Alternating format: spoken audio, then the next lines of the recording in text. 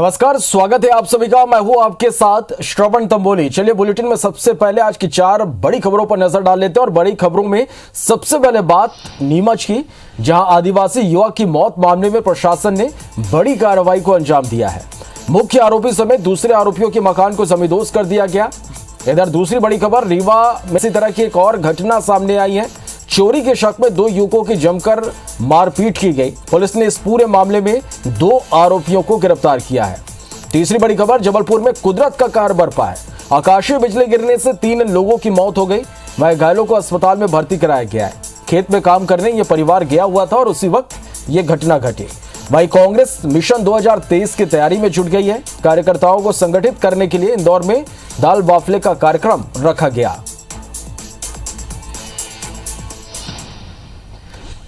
चलिए अब खबरों को विस्तार से देख लेते हैं। नीमच में पिकअप से आदिवासी युवक को घसीटने वाले मुख्य आरोपी के घर पर बड़ी कार्रवाई को अंजाम दिया गया। रविवार की सुबह पाटन गांव में आरोपी महेंद्र गुर्जर के मकान को प्रशासन ने जमींदोज कर दिया। साथ ही अन्य आरोपी गोपाल गुर्जर, सत्तो गुर्जर के मकानों को भी तोड़ा गया। जमींदोज की कार्रवाई के दौरान एसडीएम, एसडीओपी समेत पुलिस प्रशासन के आला अधिकारी मौके पर मौजूद रहे। मुख्यमंत्री शिवराज सिंह चौहान ने साफ तौर पर कहा कि ऐसे अपराधियों को बख्शा नहीं जाएगा। इसके बाद यह कार्रवाई को अंजाम दिया गया। तो वहीं छत्तीसगढ़ के सीएम भूपेश बघेल ने भी घटना की निंदा की। नीमच कलेक्टर मयंक अग्रवाल और एसपी सूरज कुमार वर्मा ने बारदा गांव पहुंचकर पीड़ित परिवार से मुलाकात की। आपको बता दें कि 26 अगस्त को आरोपियों ने बारदा गांव के रहने वाले युवक कन्हैया लाल भील को चोर समझकर पहले तो बेरहमी से पीटा और इतना ही नहीं, पिकअप वाहन के पीछे बांधकर घसीटा भी था, जिसके इलाज के दौरान नीमच में मौत हो गई थी। गिरफ्तार लोग हो चुके हैं, कुछ बचे थे और ऐसी कार्रवाइयां करेंगे कि ऐसी घटना की पुनरावृत्ति के पहले 17 बार सोचें। अपराधियों को कुचल के रख दिया जाएगा, इसमें कोई कसर नहीं छोड़ेगा। सिंगोली में जो दुखद घटनाक्रम हुआ है उसमें अभी तक 8 आरोपियों को चिन्हित किया जा चुका है और उसमें 8 में से 5 आरोपियों को ऑलरेडी गिरफ्तार किया जा चुका है। इन सभी आरोपियों के जो भी अवैध संपत्ति है, क्रिमिनल बैकग्राउंड है, सभी चेक किया गया है और इसमें जिनके भी अवैध संपत्ति, अतिक्रमण की संपत्ति है, उन सबको ध्वस्त किया जा रहा है। सरकारी जमीन पे अतिक्रमण करने वाले लोग हैं जिनका आपराधिक मामलों में भी वांछित हैं पुलिस के लिए, और सरकारी ज़मीनों पे अतिक्रमण करके और अपनी कारगुजारी यहाँ कर रहे थे, इसलिए इस पर अतिक्रमण हटाने की कार्रवाई की गई। चलिए इधर रीवा से खबर, जहां रीवा के ट्रांसपोर्ट नगर में युवक की लात घूंसों से पिटाई का वीडियो जमकर वायरल हो रहा है। पुलिस ने इस मामले में संज्ञान लेते हुए 2 आरोपियों को गिरफ्तार किया है। वहीं घटना में शामिल अन्य आरोपियों पर भी धारा 307 के तहत मुकदमा दर्ज किया गया है। कहा यह भी जा रहा कि वाहन से बैटरी चोरी के शक में युवक से मारपीट की गई और इस वीडियो में साफ तौर पर यह देखा जा सकता है कि बेल्ट से सड़क पर युवकों के बेदम पिटाई की जा रही है। एक अन्य आरोपी युवक की छाती पर पैर रखकर उसे जान से मारने की कोशिश भी कर रहा है। फिलहाल पुलिस फरार आरोपियों की तलाश में जुट गई है।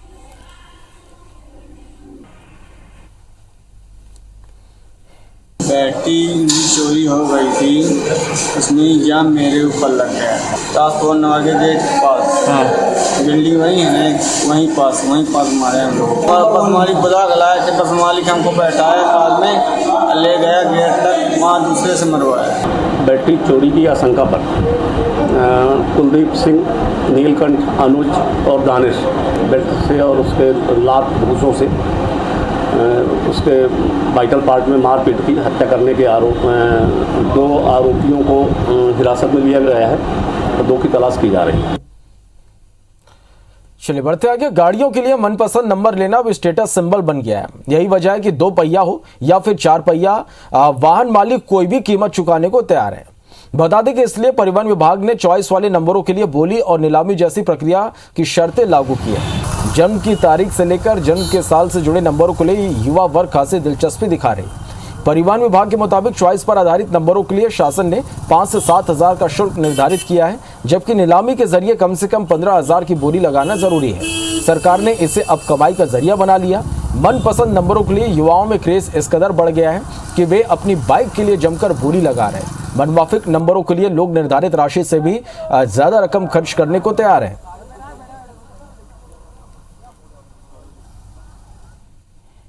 युवा वर्ग में ये चॉइस इतनी ज़्यादा बढ़ गई है कि उनको एक पर्टिकुलर नंबर मोस्ट प्रोबेबली उनके डेट ऑफ बर्थ से लिंक रहे या लास्ट में कुछ 2 डिजिट रहे, इस प्रकार के नंबरों का बहुत ज़्यादा प्रचलन हो गया है, जिसकी एवं चाहत हो गई लोगों को, जिसके लिए लोग शुल्क से अधिक राशि भी शासकीय मद में जमा करके वो नंबर ले रहे हैं। चलिए बढ़ते आगे। यातायात के नियम को तोड़ना अब आसान नहीं होगा। जी हां, इंदौर में ट्रैफिक नियमों का उल्लंघन करने वालों के खिलाफ विशेष अभियान चलाया जा रहा है। नियम तोड़ने वालों के पास सजा के 2 विकल्प होंगे। पहला, चालान भरो, या दूसरा कि चौराहे पर 1 घंटे तक यातायात संभालो। इंदौर यातायात डीएसपी उमाकांत चौधरी ने बताया कि यातायात नियमों का उल्लंघन करने वाले चालान तो भर देते हैं, लेकिन सबक नहीं लेते, दोबारा नियमों का उल्लंघन करते पाए जाते हैं। इसलिए इस बार सजा के तौर पर यातायात व्यवस्था संभालने का विकल्प भी सजा के तौर पर जोड़ा गया है। जब नियमों का उल्लंघन करने वाले स्वयं दूसरों को नियम कायदे बताने की मशक्कत करेगा, तब जाकर उसे किसी और की परेशानी का आभास होगा। देखिए, जो ट्रैफिक नियमों का वायलेशन करते हैं ऐसे लोगों को हमने रोका है और उनको 2 ऑप्शन दिए हैं। या तो आप मोटर व्हीकल एक्ट के तहत जो चालान है वो बनवाइए, या फिर आप स्वयं खड़े होकर इस चौराहे पर 1 घंटे ट्रैफिक को चलाइए और लोगों को ट्रैफिक के नियमों के पालन के लिए जागरूक करिए। चलिए बढ़ते आगे। मध्य प्रदेश में कांग्रेस ने मिशन 2023 की तैयारियां अभी से शुरू कर दी। वोटरों को साधने दावतों का सिलसिला शुरू हो चुका है। इंदौर जिले में रविवार को कार्यकर्ताओं के लिए दाल बांटने का सामूहिक भोज रखा गया, जहां विधानसभा क्रमांक 1 से कांग्रेस विधायक संजय शुक्ला ने दावत रखी, तो वहीं विधानसभा क्रमांक 5 से भी पूर्व विधायक सत्यनारायण पटेल ने कार्यकर्ताओं और वोटरों को खाने पर बुलाया। कांग्रेस नेताओं ने बताया कि उनकी पार्टी लगातार लोगों के संपर्क में रहने के लिए इस तरह के आयोजन करती रहती है। वहीं इन दावतों को लेकर बीजेपी के नेता कांग्रेस पर तंज कसने का मौका नहीं छोड़ रहे हैं। बीजेपी का कहना है कि कोरोना काल में तो कांग्रेस ने जनता का हाल तक नहीं पूछा और अब दाल बाफले खिलाकर उन्हें बरगलाने की कोशिश कर रहे हैं। निश्चित ही हमने ये प्रयास किया है कि शहर कांग्रेस कमेटी के माध्यम से और सभी वरिष्ठ जनों के माध्यम से कि वाकई जो काम करने वाला वही अपना स्थान पाए, पैराशूट से नहीं पाए। ये हमारा प्रयास और होना भी वही चाहिए, चाहे संगठन हो, चाहे सत्ता हो, चाहे पार्षद की स्थिति। 2 साल पूरे हो चुके थे, तो हम लोगों ने हर जो हमारे कांग्रेस के कार्यकर्ता, जो बूथ कमेटी बनती है उस कमेटी के कार्यकर्ता और वहाँ के समाज के वरिष्ठ लोग, जो बड़े परिवार हैं, जो लोग वहाँ के दुख सुख के अंदर लोगों के काम आते हैं, तो ये बूथ वाइज हमने सम्मान समाज वगैरह हर बूथ 20 से 25 लोगों का सम्मान कर रहे हैं। जिस समय उनको जनप्रतिनिधियों को उनकी मदद करनी थी, चाहे वो अस्पताल को लेके हो, चाहे वो उनकी परेशानियों के समाधान को लेके, उस समय तो कांग्रेस के जनप्रतिनिधि अपने एसी कमरों में घुसे हुए थे। आज निकले हैं और इस तरह का भोजन भंडारे का ढोंग कर रहे हैं, तो हमारी इंदौर की जनता जागरूक है। बीजेपी के पूर्व राष्ट्रीय अध्यक्ष कुशाभाऊ ठाकरे की 30 अगस्त को जयंती है। उनके जन्म शताब्दी वर्ष को पार्टी संगठन पर्व के रूप में मनाएगी। कुशाभाऊ ठाकरे की जयंती पर पूरे प्रदेश में कई कार्यक्रम भी आयोजित किए जाएंगे। मुख्य समारोह पार्टी के प्रदेश कार्यालय में होगा, तो वहीं सभी जिलों से कार्यकर्ताओं और पदाधिकारी वर्चुअली जुड़ेंगे। साथ ही प्रदेश के प्रत्येक मंडल और बूथ केंद्रों पर आयोजित कार्यक्रमों में पुष्पांजलि अर्पित की जाएगी। इतना ही नहीं, सभी जिला मुख्यालयों पर सुंदरकांड पाठ का आयोजन किया जाएगा। बीजेपी प्रदेश कार्यालय में प्रदेश अध्यक्ष वीडी शर्मा ने तैयारियों का जायजा लिया। श्रद्धेय कुशाभाऊ ठाकरे जी के जन्म शताब्दी वर्ष का प्रारंभ है, जिन्होंने भारतीय जनता पार्टी को गढ़ा है और इतना बड़ा संगठन आज देश के अंदर जो खड़ा है उसमें उनका महत्वपूर्ण योगदान है। तो हमारे लिए सौभाग्य का अवसर है कि उनकी जन्म शताब्दी कल से प्रारंभ हो रही है। कल हमारा उद्घाटन का सत्र शताब्दी समारोह का कल से प्रारंभ। दतिया में राजनीतिक रंजिश के चलते एक व्यक्ति के साथ जमकर मारपीट की गई। इसके बाद उसे गोली मार दी गई। अस्पताल पहुंचने के बाद युवक की मौत हो गई। मामले में कांग्रेस के पूर्व जिला अध्यक्ष नाहर सिंह यादव के बेटे सहित 7 अन्य लोगों पर पुलिस ने केस दर्ज कर लिया है। मामले में बीजेपी प्रदेश अध्यक्ष वीडी शर्मा ने कांग्रेस के ऊपर सवाल खड़े किए। शर्मा ने कहा कि कांग्रेस प्रदेश में लॉ एंड ऑर्डर को लेकर सवाल उठाती है, पर उनकी ही पार्टी के नेता के परिवार के आरोपों पर चुप्पी साधे बैठे हैं। यह कांग्रेस का दोहरा चरित्र है। कांग्रेस के पूर्व जिलाध्यक्ष का बेटा पैरों में गोली मारता है, फिर उसको पत्थरों से घसीट करके मारते हैं। लेकिन कमलनाथ जी, दिग्विजय सिंह जी या कांग्रेस के कई ऐसे जो सोशल मीडिया में ट्वीट करने वाले एक्टिव तत्व हैं, जरा मैं इनसे पूछना चाहता हूं, जरा उस घटना का भी उल्लेख करना चाहिए, उस पर भी कमलनाथ जी आपको ट्वीट करना चाहिए। पुलिस लाइन मैदान बालाघाट में आयोजित कार्यक्रम में मुख्यमंत्री ने बालाघाट जिले के 24 और मंडला जिले के 27 पुलिस अधिकारियों एवं जवानों के कंधों में सितारे के साथ आउट ऑफ टर्न प्रमोशन देकर सम्मानित किया। सीएम ने कहा कि बालाघाट और मंडला जिले में नक्सल दमन गतिविधियों में हमारे जवानों ने अभूतपूर्व साहस का प्रदर्शन किया। आंतरिक सुरक्षा में सेंध लगाने वाले नक्सलियों को कोने से समेटकर एक कोने में रख दिया है। मुख्यमंत्री ने आउट ऑफ टर्न प्रमोशन प्राप्त कर रहे पुलिस जवानों के साथ ही सभी का हौसला बढ़ाते हुए कहा कि आपको दिया जा रहा आउट ऑफ टर्न प्रमोशन का सम्मान आपकी वीरता का प्रतिफल है। सभी सतत रूप से प्रदेश की आंतरिक सुरक्षा को बनाए रखने की दिशा में कार्य करें। जवानों की सुरक्षा व्यवस्था एवं सुविधाओं को जुटाने में शासन स्तर से कोई कमी नहीं आने दी जाएगी। उसको कुचलेंगे। गिरफ्तार लोग हो चुके हैं, कुछ बचे थे, और ऐसी कार्रवाइयां करेंगे कि ऐसी घटना की पुनरावृत्ति के पहले 17 बार सोचें। अपराधियों को कुचल के रख दिया जाएगा, इसमें कोई कसर नहीं छोड़ेंगे। चलिए बढ़ते आगे और अब बात मौसम की कर लेते हैं। मध्य प्रदेश में मानसून ने एक बार फिर करवट बदली और कई जिलों में मेघ बरसे, लेकिन राजधानी भोपाल में हुई बारिश ने नगर निगम की व्यवस्थाओं की पोल खोलकर रख दी। बरसात के चलते राजधानी के कई स्थानों पर जल भराव की स्थिति बन गई।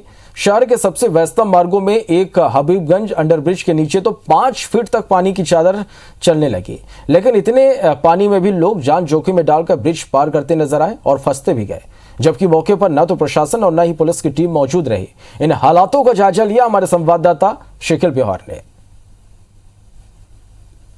राजधानी भोपाल में जरा सी देर की बारिश ने कैसे हालात यहां पर बना दिए हैं, हम आपको यहां पर दिखाते हैं। फिलहाल हम हबीबगंज अंडर ब्रिज के पास यहां पर मौजूद हैं और हम देख सकते हैं कि लगभग 5 फीट तक का जो पानी है वो यहां पर भर गया है, और उसके उलट हम देख सकते हैं कि जो नाला जो यहां पर बह रहा है, जो पूरा पानी यहां पर भरा हुआ है, उसका वाटर लेवल इस ब्रिज से कम 3 फीट कम यहां पर नजर आता है। तस्वीरों में हम आपको दिखाते हैं कि किस प्रकार से लोग जो हैं वो यहाँ पर परेशान होते हुए नजर यहाँ पर आ रहे हैं। एक व्यक्ति ने अपनी जो कार थी वो यहाँ पर डाल दी और हम देख सकते हैं कि आधी कार जो है वो यहाँ पर डूबी हुई है, और यहाँ पर कुछ और लोग भी हैं जो अपनी जान जोखिम में यहाँ पर डाल रहे हैं। काफ़ी बहाव जो है वो यहाँ का तेज है। हम देख सकते हैं कि आधी से ज़्यादा जो कार है वो यहाँ पर डूबी हुई है और किसी प्रकार से उसको निकाला यहाँ पर जा रहा है। कुछ लोग हैं जो उसकी मदद यहाँ पर कर रहे हैं, लेकिन बड़ी बात यह है कि जिस प्रकार से बारिश के पूर्व की तैयारियों का दावा नगर निगम और जिला प्रशासन राजधानी भोपाल में यहाँ पर करता था,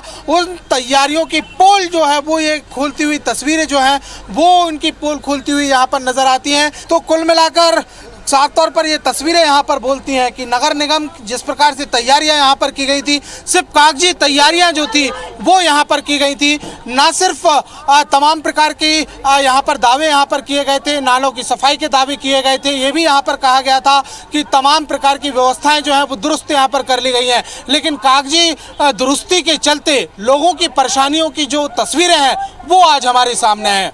कैमरामैन अजय मालवी के साथ शिखिल ब्योहार, IBC 24 भोपाल। चलिए बात कृष्ण जन्माष्टमी की तैयारियों की करें तो कृष्ण जन्माष्टमी के मौके पर देश भर में भव्य तैयारियां की जा रही हैं। राजधानी भोपाल की जेल में कैदी महीने भर से उत्सव की तैयारी कर रहे हैं। सोमवार की सुबह 11 बजे केंद्रीय जेल में भव्य कार्यक्रम रखा गया है। कार्यक्रम में गृह और जेल मंत्री नरोत्तम मिश्रा, सांसद प्रज्ञा ठाकुर, चिकित्सा शिक्षा मंत्री विश्वास सारंग बतौर मुख्य अतिथि शामिल होंगे। तो वहीं ग्वालियर के गोपाल मंदिर में भी अलग ही नजारा देखने को मिला। दरअसल जन्माष्टमी पर भगवान राधा कृष्ण के बेशकीमती गहने यहाँ पर पहनाए जाते हैं। ये सिंधिया रियासत के सैकड़ों साल पुराने कीमती गहने हैं। इन पर मोतियों की जगह हीरे, पन्ना, माणिक, पुखराज, नीलम लगे हुए हैं। कीमत वर्तमान में 100 करोड़ रुपए के आसपास बताई जा रही है। इन बेशकीमती जेवरातों को बैंक लॉकर से मंदिर लाने और अगले दिन पूरी गणना कर बैंक तक वापस पहुंचाने के दौरान सैकड़ों जवान पहरा देते हैं।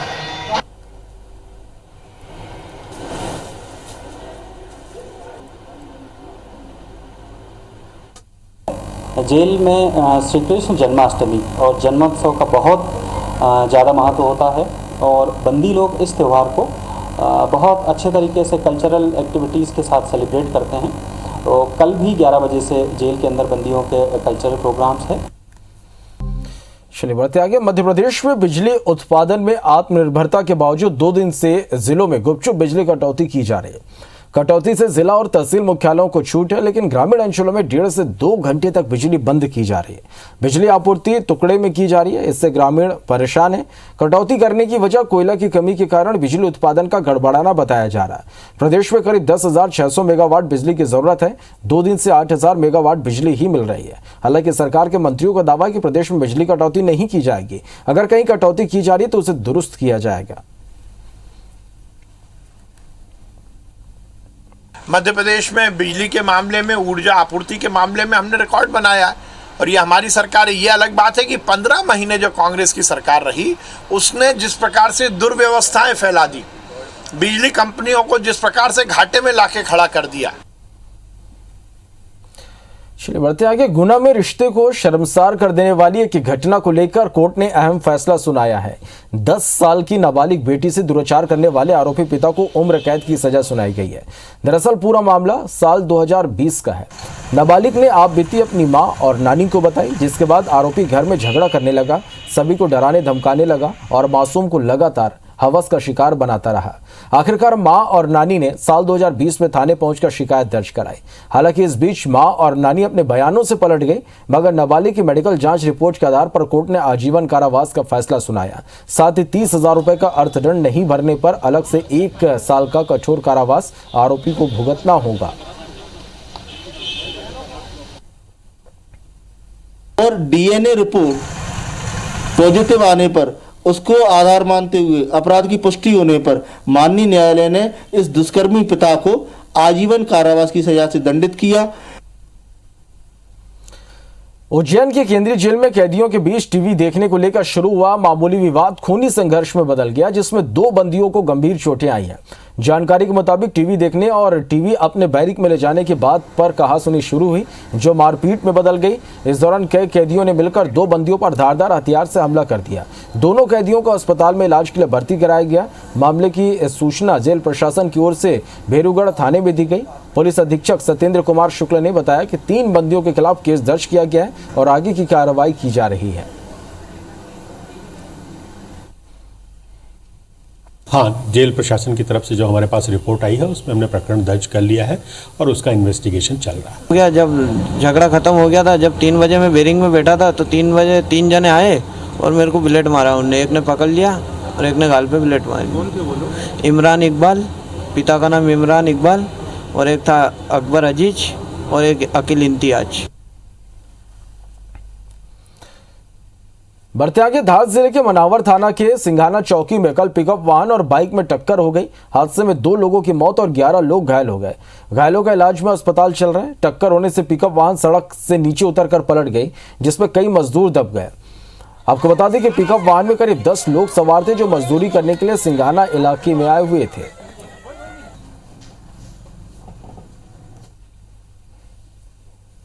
शाजापुर जिले के ग्राम नरोला से लापता हुई युवती का शव 3 दिन बाद तालाब में मिला। मामले में आरोपियों पर कार्रवाई न होने पर हिंदू संगठनों ने विरोध जताया। हजारों की तादाद में बैनर, झंडे और तख्तियां लेकर पीड़ित को न्याय दिलाने की मांग की गई। एसडीएम कार्यालय के सामने नारेबाजी की गई। जिले भर के विभिन्न स्थानों से आए करीब 3,000 हिंदू संगठन के कार्यकर्ताओं ने रायकनपुरा चौराहे से एसडीएम कार्यालय तक रैली निकाली। आरोपियों को फांसी की सजा देने की मांग की गई है।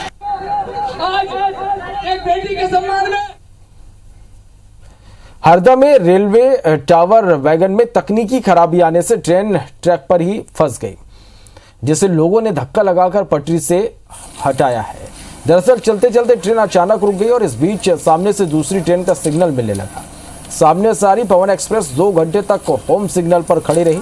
वही खराबी दूर न होने के चलते आनन फानन में मजदूरों ने ट्रेन को धकेलकर दूसरे ट्रैक पर पहुंचाया, जिसके बाद सामने से आ रही रेल के लिए रास्ता क्लियर हो पाया।